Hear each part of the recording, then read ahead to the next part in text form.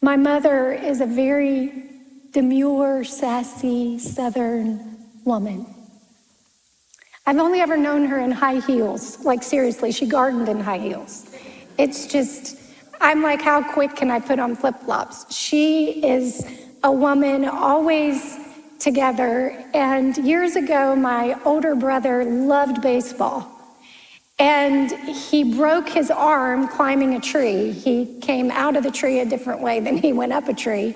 And when she found him at the hospital, this part of his arm was sitting out here from this part of his arm.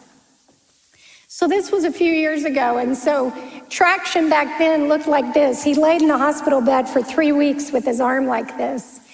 And after 3 weeks, the doctor came to my mom and he said, "We are just not seeing any improvement. And you just need to know that your son is never going to play baseball again." And so the next morning, she said she was getting ready to go back to the hospital, and as she was putting on her makeup, which is so appropriate for God to speak to her putting on her makeup, I'm just saying, she was putting on her makeup and she heard the Spirit of the Lord inside of her heart in that little place that he speaks to us. And he said, "I want you to fast today for your boy's healing." And she said, "Do you remember that last time I fasted? Like, I got so weak I had to sit down and it was only like 10 o'clock in the morning and I had to eat." And he's like, "Yes, I remember, but I want you to fast today for your son's healing." And so she did, and she said the whole day she never even thought about food. And when she got to the hospital, she fasted that day. The next day when she got to the hospital, the doctor came in and he said, "We are really seeing improvement in your son's arm." And she said it was just a couple days later that he was out of traction and ready to go home. It took the living, present lifestyle with Jesus for her to be able to hear the prompting of the Holy Spirit.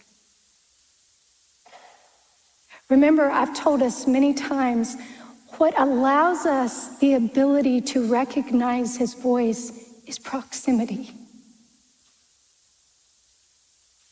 The closer we draw to him, the easier it is to recognize his voice. We've been given the privilege of this holy partnership with the living Jesus. So what does that look like in our everyday PJs, coffee going, and public shopping, and working, and golf playing, and church serving, everyday life? Well, I think it simply looks like living present lives. In the first place, you and I have to choose to live present is with Jesus. Because we cannot hear the deposits of the Holy Spirit if we are not in intimate relationship with him. An intimate relationship with Jesus isn't found in an hour together on a Sunday morning.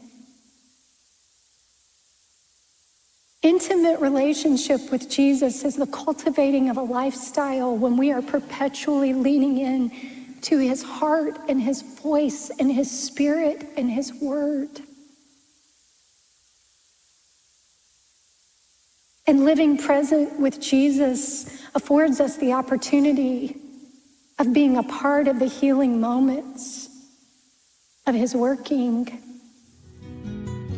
If your heart was encouraged today, please know that we have many other resources available for you. You can discover all of those at reclaiminghearts.org.